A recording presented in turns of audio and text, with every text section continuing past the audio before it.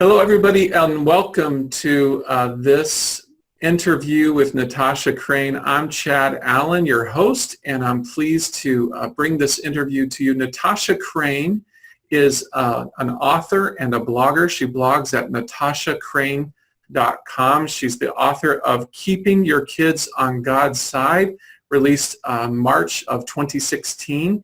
And I'm pleased to let you know she has two books coming out with Baker. And we're so excited to be in partnership with Natasha. I am excited about interviewing her because I know many people who tune into this blog are interested in how you get a traditional publishing deal. They're interested in writing, you're interested in building a platform, and Natasha has done all of those things. So I think she's just going to provide a lot of value to you. And I also know that there are a number of people who tune into this blog who are interested specifically in Christian living writing and topics that are related to being a Christian. And again, Natasha is definitely in that space, providing a great resource, especially to parents who are trying to raise children in the Christian faith. So Natasha, welcome. Thanks for being here. Well, thanks so much for having me on. It's a pleasure to be here with you. Glad you're here. So let's dive right in, Natasha. I'd love to hear about your blog and your community. You know, who are you serving and what's your blog all about? Well, my blog is called ChristianMomThoughts.com, or you can go to my name, like you said, NatashaCrain.com. And really, it's a blog about Christian parenting in a secular world. So my core audience is Christian parents, both moms and dads, who are really committed to their Christian faith, but they're also aware that this is a challenging world that we're living in. And so they're looking for help in that, and they're looking for more understanding of what's going on out there, what are the big challenges today, and how can they best talk to their kids about those challenges. And something that maybe is a little bit unique about my blog is that it's really for both moms and dads. I think a lot of times when people hear, you know, there's a mom who is blogging about Christian parenting, it kind of falls into this idea of a mommy blog. But I've always been really cognizant of wanting to write for both moms and dads. So it really is about parenting in general. And I've worked hard to keep it with that target audience. So today I think it's about half and half in terms of the people who read my blog, both moms and dads. That's great. And so I'd love to hear about how the process of growing your blog worked. You know, we've known each other for a while, and it's been fun to see the community of people tuning into your stuff just grow over time. Could you talk about how many people are you serving these days? Well, I have about 10,000 Facebook fans and about 7,500 email subscribers. For me, I'm really keen on those email subscribers because, as you know, those are the people who are really committed to you. So I switched gears a couple of years ago from trying to get social media followers so much to really emphasizing the email subscribers. So that's my emphasis today. And then with everyone who ends up coming to my blog for one reason or another, I have about 25,000 visitors every month that come and read my blog, either from social media, from people sharing it online, from Google search traffic, which is an important source as well, to email subscribers. So about 25,000 people a month read. That's great, Natasha. So what are the main things that you've done to grow your blog's readership over time? That's a really good question. And, you know, I could say, well, it's all these little things along the way, but I don't think that's very helpful to people because, you know, people are trying to grab onto something specific. So I think the number one thing that I would share with people is to write shareable content. So it's there. You could write a blog post that goes absolutely nowhere except to your current followers, and they read it and they enjoy it, and that's great. But that's not going to grow your blog. And so it's just kind of an unfortunate fact that blogging is a special art and science that you have to get your head around to be able to write stuff that people not just want to read, but that they want to share with others. Because ultimately, when I look back at the growth of my blog, it wasn't just kind of trucking along slowly over time and then magically one day ended up at a point where I'm getting 25,000 people reading a month. There were some points really that pushed it forward because I'm trying to write shareable content, and so posts can go viral really. So today, most of my posts, not all of them, you never know for sure what's going to happen, but most of them will be shared by hundreds of people each time. And that makes just a huge difference because it's getting that content out there and getting people to come to your site. And when I say shareable content, just to make that really clear for people who are watching this, it means writing headlines for your blog posts that capture people's attention, that makes them want to click through. You could write the best post in the world, but if it has a headline that's not inspiring to people, or it doesn't raise a question, or doesn't address a need, something that makes people want to click, they're not going to end up coming there. So you have to write your headlines in a compelling way. If you're wondering what that means, you could go to my blog, christianmomthoughts.com, just scroll through the titles and you can get a sense for how I work to do that. The other thing is how you end a blog post. It's the last thing people read before deciding whether or not they're going to share this. And I have found that I can have, all kinds of different posts, but ones that have a really strong ending, that gets people to share. And people have different opinions about how long a post should be, but I've actually seen some studies that show that posts that get shared the most tend to be over 750 words, but less than, say, 1,500. I don't know what the upper limit was there, but you don't want it too long. You don't want a book, right? So people want to share meaty things. And I think that's different than what a lot of people assume, that, it should just be this little chunk. So those are a few things I've learned about shareability. The second thing I would say is that it's not enough to get people to your site. And I have experienced this. I've had viral posts that get read by, 50,000, 60,000 people, but people will land there, they consume the content, and then they don't do anything to stick with you. So there's so much information and content that's out there today that people now, it's just a commodity. They read something, and just because they get there, it doesn't mean, I need to hear more from this person. So make it easy for them to stick with you. Have email subscription signups, have pop-up boxes. I use SumoMe as, which I think I learned about for you actually. Mm-hmm. I use SumoMe to capture those. It makes a huge difference. The final thing I would say in terms of growing the blog is that it's not enough to get new people there and to get them to sign up. You have to keep them, right? And I think a lot of people forget about that. It's a really important part of it. So my strategy is to make every single blog post something valuable. I don't like to have little tiny blog posts that are just small bits and pieces and thoughts in here and there, because I always think to myself, I'm interrupting someone's day in their email right now. If they're an email subscriber, and like I said, I place priority on that. Is this worth interrupting their day and saying, hey, you should read this? And when I keep that in mind, it puts a lot of pressure on me. I'm going to admit, it takes a lot for me to actually turn out a blog post because I have that pressure, but I think it's a good pressure because it keeps you doing something that you really think is going to be valuable for people. And ultimately, that makes a difference in keeping your subscribers in the long run. Such great information there. I love that point about asking yourself, is this worth interrupting people's day for? That's terrific. So, as I've been at this for a while too, I've noticed that there were key moments when I really saw a spike in the growth of my traffic or growth in subscribers. Can you point to a few of those inflection points for you? Yeah, absolutely. And I think that is such an important thing to tell people about, because I think sometimes we get into this mode where we think, well, I'm just going to keep working hard, and it's going to go like this. But if you really continue at that pace, and if you're listening to this, you can think about your own pace. How long will it take you if you kind of draw out that line to get to a place where you think you're going to have a platform that is where you want it to be? It's going to take a long time. So you do have to hit kind of these strides where you get some really significant snowballs. For me, that first really big snowball came about, I've been blogging for 5 years, and it came about 2 years after I had started. And I had just started really kind of switching my voice from Christian parenting in general to talking about Christian parenting in a secular world, which is where my blog is today. So I was starting to talk about apologetics specifically, which is how you make a case for and defend the Christian faith. And as I had started learning about apologetics, I realized, if I want to talk about this blog and I want to help other parents understand this, I need to kind of put together the questions that the challenges that the world is throwing at Christians, so parents can just see, hey, this is what we're talking about. It's not just, a general challenge to faith, but rather these are specific questions the world is asking. So one day, without thinking too much about it, I said, I'm just going to make a post of questions. And it was called 65 Apologetics Questions that every Christian parent needs to learn to answer. And I have to emphasize to you, these were just questions, no answers. There were no answers involved here. It was just the questions. And that post really shocked me. It went viral, and it was shared by thousands and thousands of people. And when I started to see, oh my gosh, all this traffic is coming to my site, it was actually shutting down my site because so many people were coming. I was like on live chat with my hosting provider. It was that powerful to people. And when I saw that, I thought, oh, this is an opportunity. And so I went back in, I quickly edited the post and it said, if you want answers to these questions, sign up via email. I'm going to blog on it over the next year. Before that, I had no intention of specifically blogging on those questions, but that was the point where I realized I need to really take advantage of the traffic that's coming.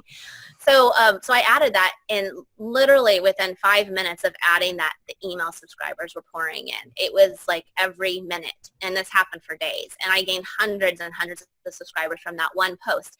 The other interesting thing that did, and I think people miss this a lot, is that it put me on the radar of other people talking about this. So I saw people who write about apologetics a lot sharing the post and saying, hey, I didn't know this person's writing about this.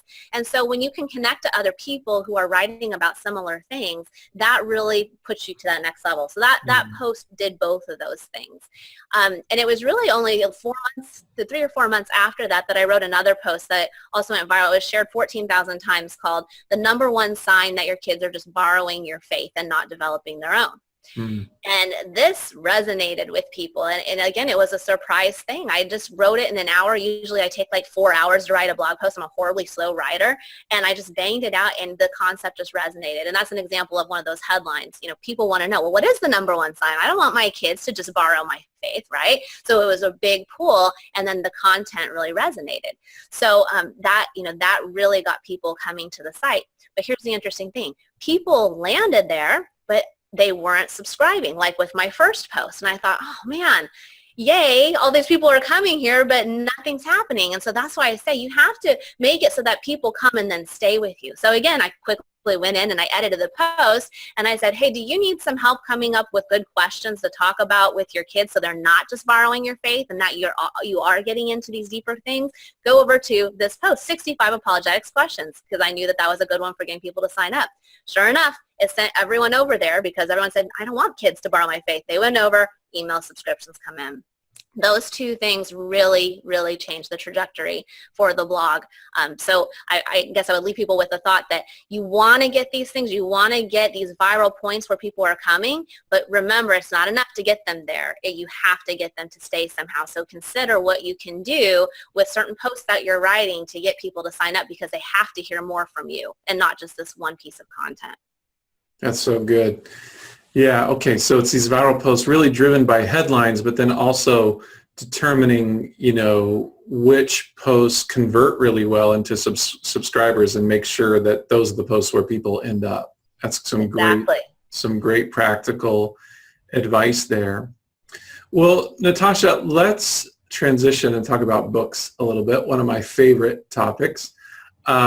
Did you start blogging with books in mind, or did that come later? It definitely came later. When I started blogging, it was 2011, and everyone pretty much had a blog. Everyone was starting a blog, and so I thought, I can do this. And honestly, I had twins who were 3 and a 1-year-old at the time, so I was never leaving the house.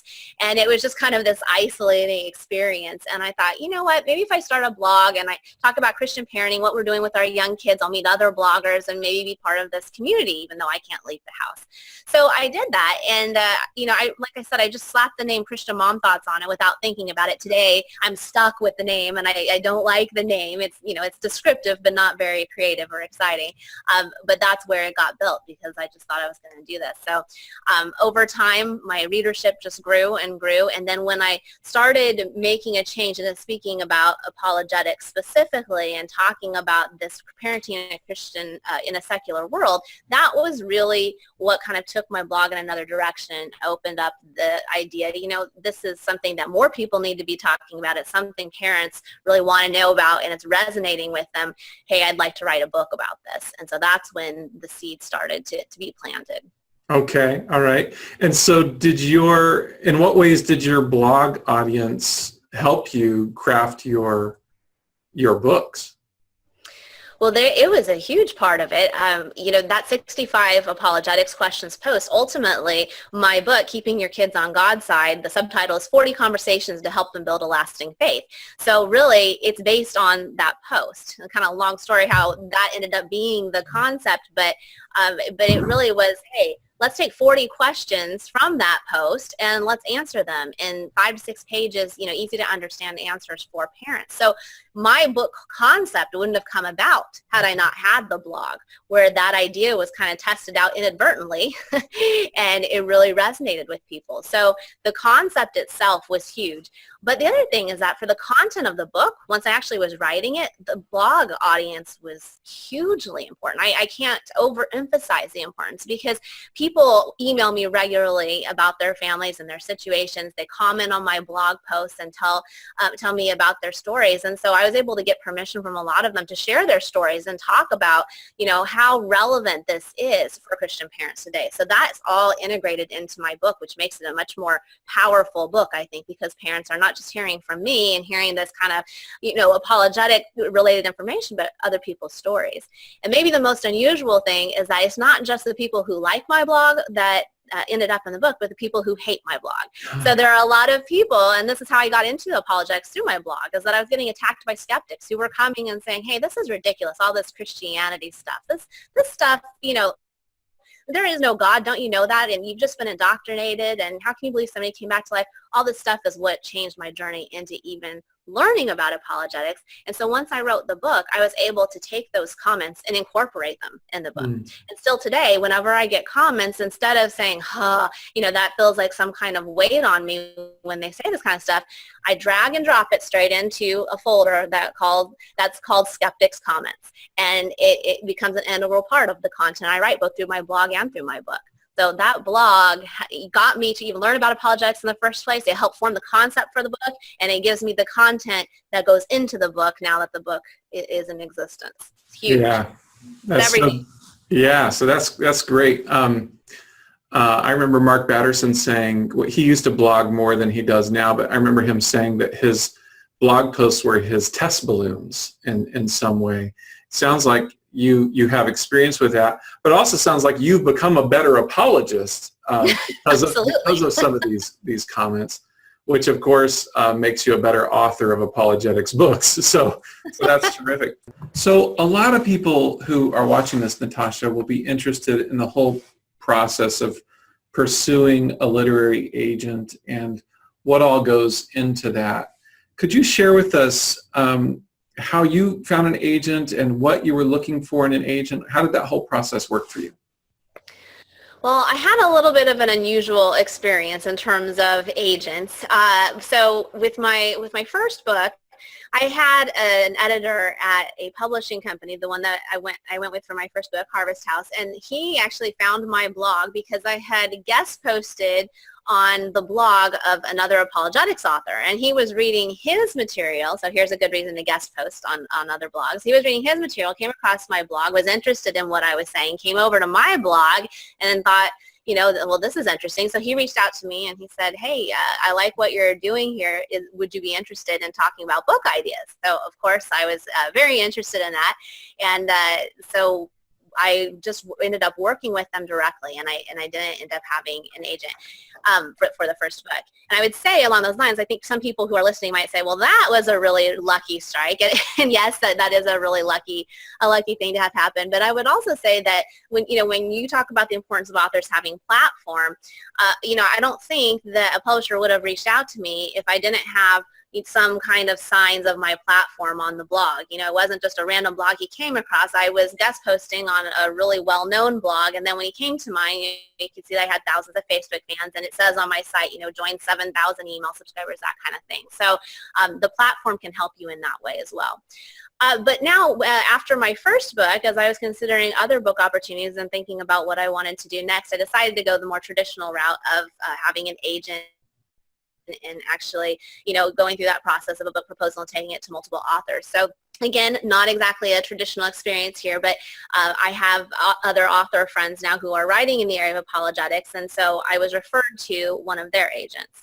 And so I ended up talking to that agent, and it's still the kind of thing where when you talk to them, they're not automatically going to take you on. So it was absolutely still a conversation about, okay, well, what's the goal for the book, and what are you looking at doing, and why are you looking at having an agent this time? So we still had those kinds of conversations, but in this case, I was referred to him by a fellow author. Okay. And what were the key points that you made to this agent about, why you'd be a good client? Well, I talked a lot about the uniqueness that I felt that, my writing brings. And I think it's something that it has been important for me in talking to publishers too, because a lot of people think of apologetics as a very academic area that, you need somebody who has a long beard or, and lots of PhDs behind their name. And so I really have to explain to people, okay, well, here's why my particular voice is important in this area, because I am encouraging other parents to know that they too can learn this information. And that 1 Peter 3:15 tells Christians that, hey, every single one of us should be able to give a reason for why we believe, not just people who have all of these degrees. And there's absolutely, a role for those people. Those are experts. But what I was talking about with this agent and ultimately with publishers is the fact that I'm a parent and I'm writing to other parents. So it's a relatable parent-to-parent voice that is going to attract an audience who have this felt need keeping their kids on God's side, but don't necessarily think that, they are going to gravitate to those kinds of more academic books. And so that really for me was the important thing, is to communicate why me, why this parent talking to other parents as opposed to getting parents to reach for all the other apologetics books that are out there.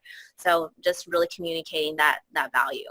Right. So you talked about how you were unique, how you were distinctive in this field. And I'm sure the fact that you had been nurturing a tribe and a community of people was also helpful, as you talked about earlier. Natasha, would you talk a little bit about, writing your first book proposal, what that was like for you and what the response was from publishers? Yeah, well, this is actually an interesting story. So when I had gotten to the point where I said, you know what, I do like this writing thing. I didn't set out to be an author, but hey, I like this. I feel that there's this important subject to write about. Maybe I could give this a try. So I did the research online and I figured out, kind of what all this was about book proposals and agents and whatnot. And so I said, I'm going to do this. So I sat down and I crafted a proposal. My professional background is in marketing. So that helped to kind of spin it, position it, that kind of thing, talk about my marketing background. So I put a proposal together and I was ready to kind of set off into the world with the book proposal. My first step, though, before I went off to try to get an agent and all of that, was actually to reach out to you, because I had guest posted on your blog before, I talking about marketing and that kind of thing, and trying to help other authors in that way. And I thought, you know what, maybe I can reach out and just see if he's interested in taking a look at it. So I reached out to you and I said, hey, would you, be interested in taking a look at this? Can I send it to you? And you graciously invited me to send it along. So this was my first experience sending off a book proposal, and so I sent it to you. And a couple of weeks later, got holding my breath still, got the email back saying, unfortunately, I'm not going to be able to, make a deal at this time. And then you offered to give me some feedback. And so when we had this call and you gave me feedback about it and really were kind of helping me understand the problem with the concept as it was laid out, I heard what you were saying and I understood, what the challenge was there. And I was really grateful for that feedback because it helped me to kind of go forward. But I want to say to anyone who's listening to this that rejection is hard. And I think that anytime I see something that is written about rejection, there is a temptation for authors who are on the other side and now have a published book and stuff to say, but it's so great and it helped me. And it did. But at the time, I want everyone to know I threw myself a huge pity party. Yeah. I was really down. I'm just going to be honest. And I thought, you know what, I can't do this. Obviously there's a problem. There's a problem with me as an author. There's a problem with my concept, boo-hoo, right? So I'm just being honest. That was my response. And so, I never went any further with that proposal because I realized you were right. There was a problem with the concept, the way that it was laid out. And I just thought, okay, that's it. I'm going to keep blogging. Well, that was about 3 months before that 65 apologetics questions post. So it was really interesting because that rejection, that first proposal came really, really close to where everything turned around on my blog. It shifted my content in the direction that I was going as a writer. It shifted my platform. Everything was a giant shift after that.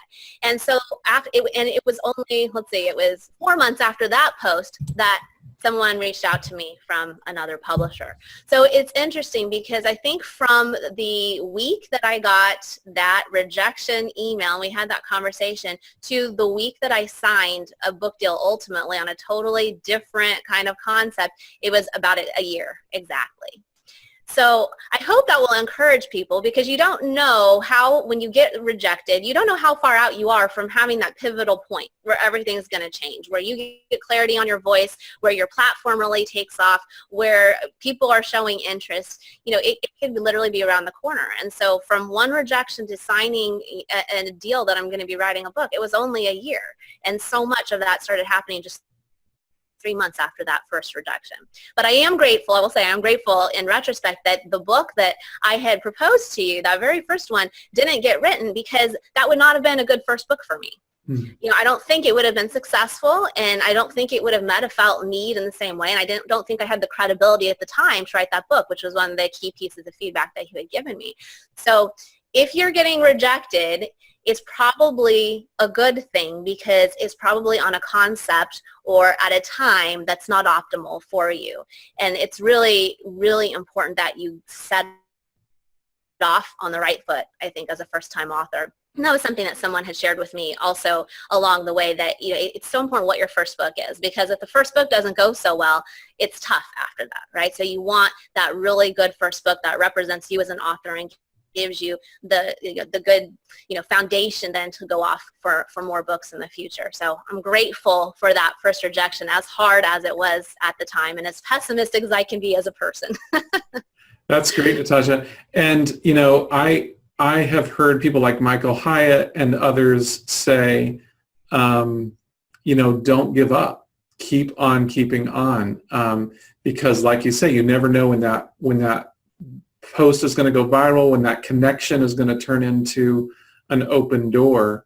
And sometimes it takes longer than other times, or for some people it takes longer than others. That's just reality. But the key point there is, if you feel called to this work, keep at it. The other thing I'll say is that, and I don't think I've ever shared this with you before, Natasha, you know, working with you and interacting with you made me realize how important social credibility is. I mean, we all know about academic credibility.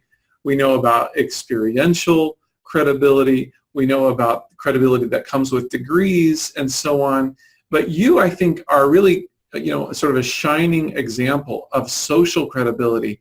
You obviously have credibility because so many people are listening to what you have to say. And I know that you've studied in this area too, but I'm just saying that people should not discount or disregard the importance of social credibility. It's completely legitimate.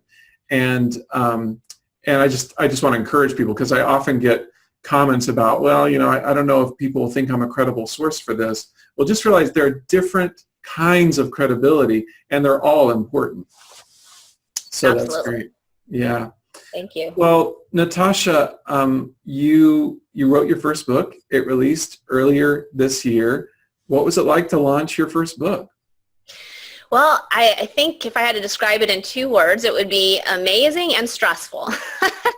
You know, again, just being honest, when I first got the box that had my books in it, and I got to open it up and see a real life book that had my name on it, like that's an amazing moment, you know, especially because you pour everything into actually writing the book, right? And I think that when you're working really hard to just get to the point of getting a book deal in the first place, you don't think too much about actually writing the book.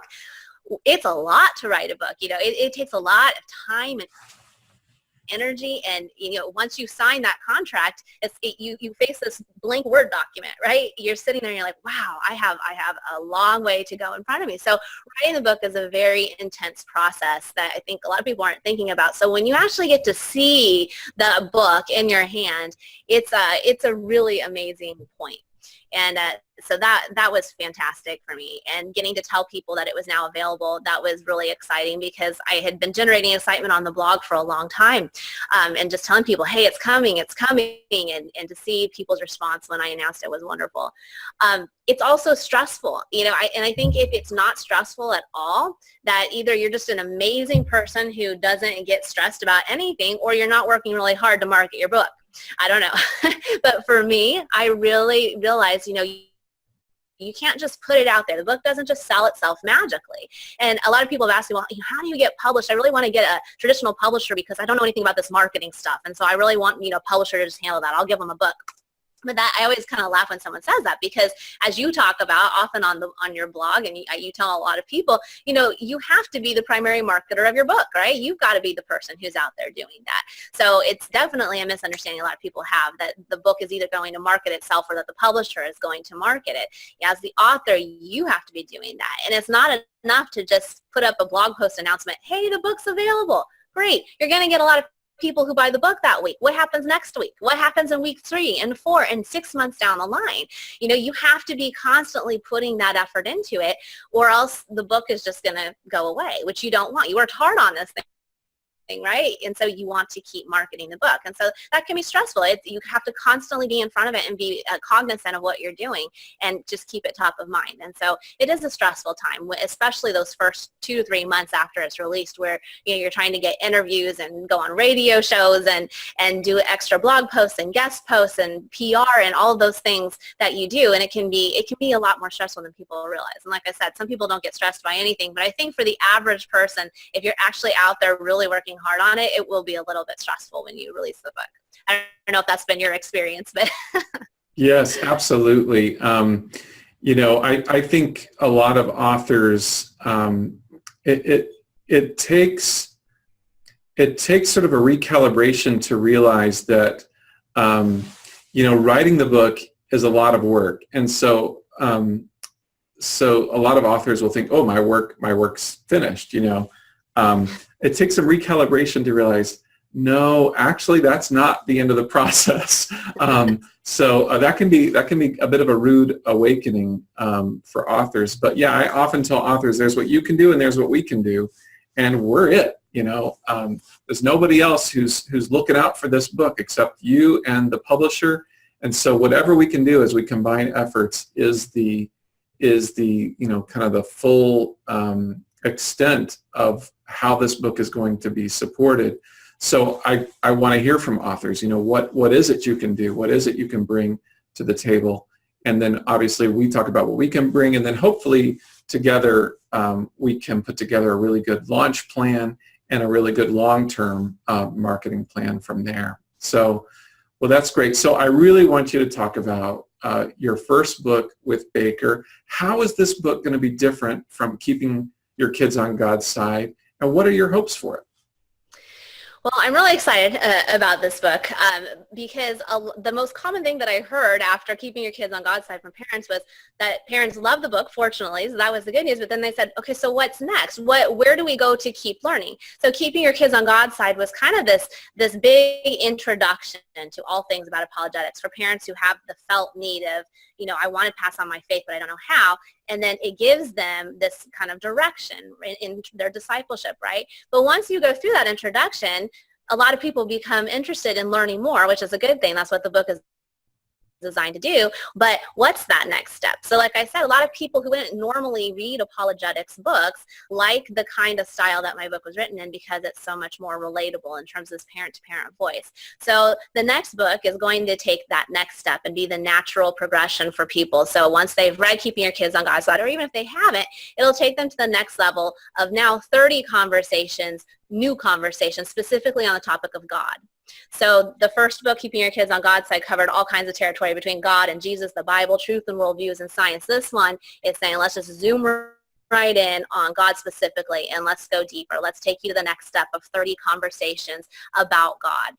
And then after that, the next book will be 30 conversations specifically about Jesus. So it's a natural progression for parents who want to learn more and enjoy that style of the relatable parent-to-parent voice, and now they have more books that they can go to. And I should know this, but I don't right off the top of my head. When can people look for the first Baker book? The first Baker book, as far as I know, is supposed to come out next fall. So October 1st, I think, is the official date, unless that changes. Okay, terrific. Well, we're so excited to be working with you, Natasha. Thanks so much for your time. I know this is going to be very helpful to people who tune into the blog, and so thank you for providing your insights and just sharing with us about your journey. Why don't you say one more time where people can reach out to you if they want to learn more about you and what you're up to? Well, you can reach me at christianmomthoughts.com. That's the name of the blog. Or if you forget that title, you can just go to my name, natashacrain.com, and it forwards you there. That's and there great. are places where you can follow me on Facebook and Twitter and subscribe via email, all those traditional things. Okay, great. Well, thanks, Natasha. I really appreciate it.